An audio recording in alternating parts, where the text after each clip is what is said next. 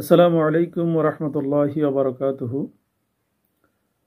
সর্বপ্রথম মহান রব্বুল আলামিনের শুকরিয়া আদায় করছি, যিনি আমাকে আরেকটি নতুন সকাল দেখার সুযোগ করে দিয়েছেন। আলহামদুলিল্লাহ। হচ্ছে আমার জ্ঞান প্রজ্ঞা। হযরত লোকমান আলাইহিস সালামকে আল্লাহ রাব্বুল আলামিন এমন জ্ঞান দান করেছিলেন যা পরবর্তীতে আর কাউকে ওরকম জ্ঞান এবং হিকমত আল্লাহ দান করেননি। এ ব্যাপারে সূরা লোকমানে মহান রব্বুল আলামিন বলছেন, আউযু বিল্লাহি মিনাশ শাইতানির রাজীম, বিসমিল্লাহির রহমানির রহিম।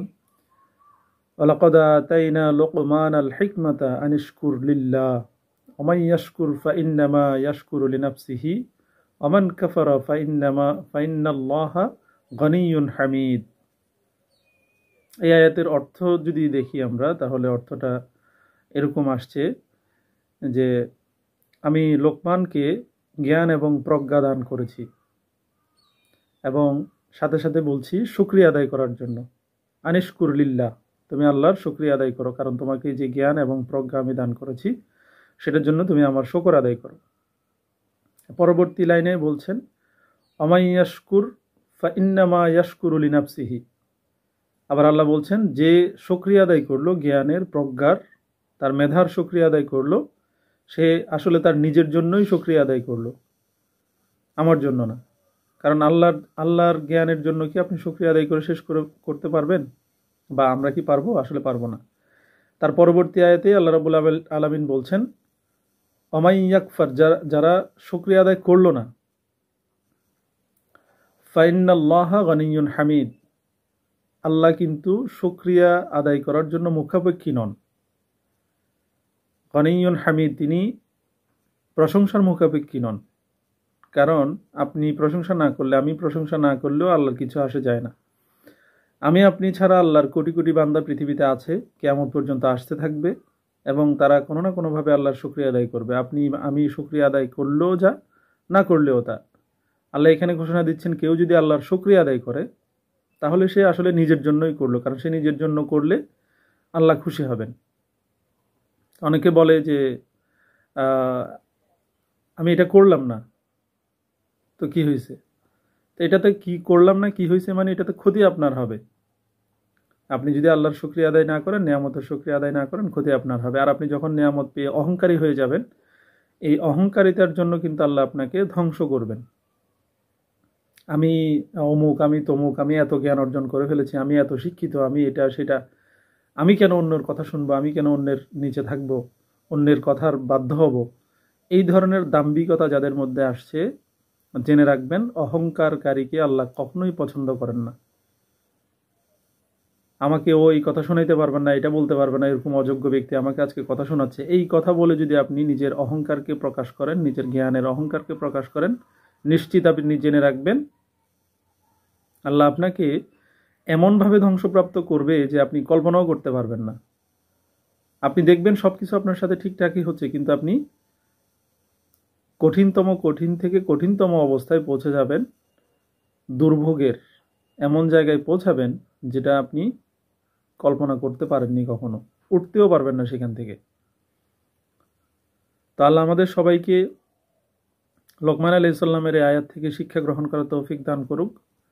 আমরা এই আয়াতের যদি বিশ্লেষণের দিকে তাকাই, তাফসিরের দিকে তাকাই, তাহলে আমরা দেখতে পাবো লোকমান আলাইহিস সালামকে প্রশ্ন করা হয়েছিল, তোমার কাছে এত জ্ঞান কিভাবে আসলো? তখন তিনি বলেছিলেন, আমার নমনীয়তার কারণে, সত্যবাদিতার কারণে।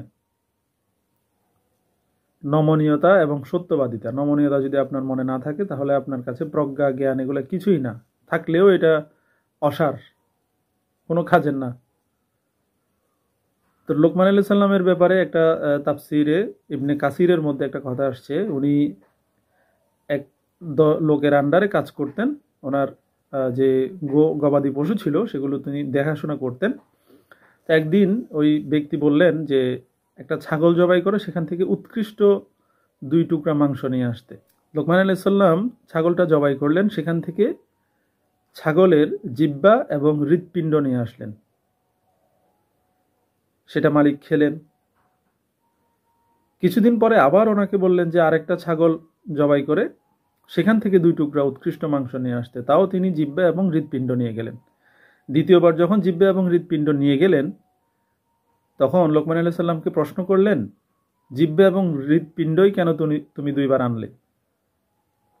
তখন লোকমান আলাইহিস সালাম তার প্রশ্নের উত্তরে বললেন, জিহ্বা এবং হৃৎপিণ্ড হচ্ছে এমন দুটি মাংসের টুকরা, যে কোনো পশুর মধ্যে এই দুটা জিনিস যদি সঠিক পথে পরিচালিত যদি না হয়, তাহলে মানুষের পুরো জীবনটাই নষ্ট, পুরো শরীরটাই হচ্ছে বিপদে পরিচালিত হয়।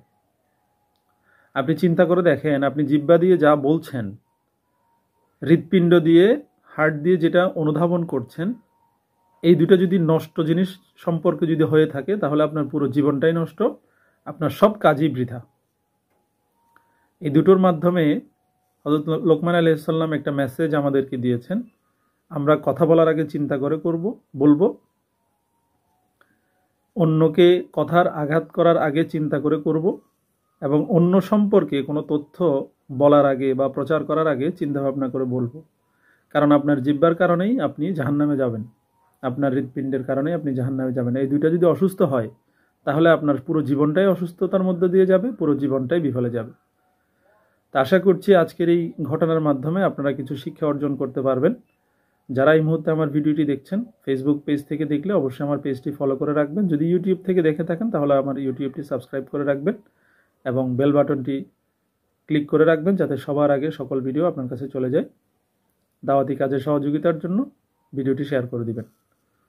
সবাইকে আবারও অসংখ্য অসংখ্য ধন্যবাদ জানিয়ে আমার ভিডিওটি শেষ করছি। আসসালামু আলাইকুম ওয়া রাহমাতুল্লাহি ওয়া বারাকাতুহু।